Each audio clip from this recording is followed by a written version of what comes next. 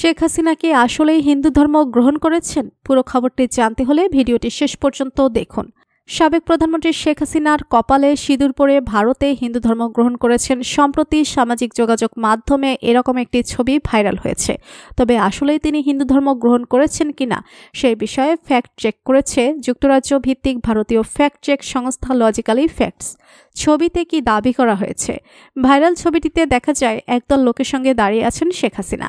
গেরুয়া পোশাক পরিহিত একজন হিন্দু পুরোহিত ভারতে তার কপালে তিলক এঁকে দিচ্ছেন। এর মাধ্যমে তিনি হিন্দু ধর্মে ধর্মান্তরিত হয়েছেন বলে দাবি করা হচ্ছে। সামাজিক যোগাযোগ মাধ্যম ব্যবহারকারীরা ছবিটি শেয়ার করে ক্যাপশনে বাংলায় লিখেছেন, হায়রে বুবু, যখন বাংলায় মুসলমান এবং হিন্দুস্তানে হিন্দু এই ধরনের দাবিতে করা পোস্ট ফেসবুক এবং এক্সের আর্কাইভ ভার্সনে দেখা যাবে এখানে এবং এখানে। ছবিটি ফ্যাক্ট চেক করে দেখা যায় শেখ হাসিনার হিন্দু ধর্ম গ্রহণের দাবিতে ভাইরাল ছবিটি এডিট করা হয়েছে। এই ছবির মূল ছবিটি 2022 সালের সেপ্টেম্বর মাসের, যেখানে ভারতের বিরোধী রাজনৈতিক দল কংগ্রেসের নেতা রাহুল গান্ধীর কেরালা সফরের সময় তার কপালে তিলক এঁকে দেন হিন্দু পুরোহিত। সেই ছবি এডিট করে রাহুল গান্ধীর জায়গায় শেখ হাসিনাকে বসানো হয়েছে। ফ্যাক্ট চেকের অনুসন্ধানে পাওয়া যায়, রিভার্স ইমেজ অনুসন্ধানে 2022 সালের 14 সেপ্টেম্বর ভারতীয় বার্তা সংস্থা ANI এর একটি পোস্ট পাওয়া যায়।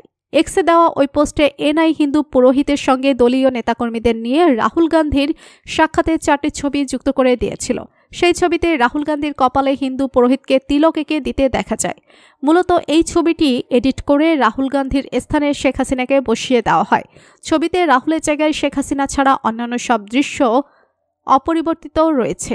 ওই 4টি ছবি পোস্ট করে এনআই লিখেছে, কংগ্রেস দলীয় সংসদ সদস্য রাহুল গান্ধী তিরুবন্তপুর মেরনারায়ণ গুরুর সমাধিতে প্রণাম জানাতে ভারকালার শিবগিরি মঠ পরিদর্শন করেছেন। ভারতের বিরোধী দল কংগ্রেসও এসব ছবি তাদের এক্স অ্যাকাউন্ট থেকে শেয়ার করেছে। এক্সে দেওয়া কংগ্রেসের সেই পোস্ট দেখুন এখানে। ছবিটি বিশ্লেষণ করে দেখা যায় ভাইরাল ছবিটি ক্রপ করার পর রাহুলের জায়গায় বসানোর জন্য উল্টে দেওয়া হয়েছে। মূল ছবিটি AFP-তেও পাওয়া যাচ্ছে।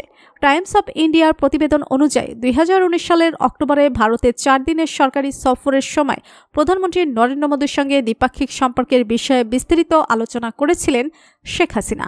এতে বিষয়টি চূড়ান্তভাবে প্রমাণ করে কেরালায় ধর্মীয় স্থান পরিদর্শন করা রাহুল গান্ধীর ছবি এডিট করে সেখানে শেখ হাসিনার ছবি জুড়ে দেওয়া হয়েছে।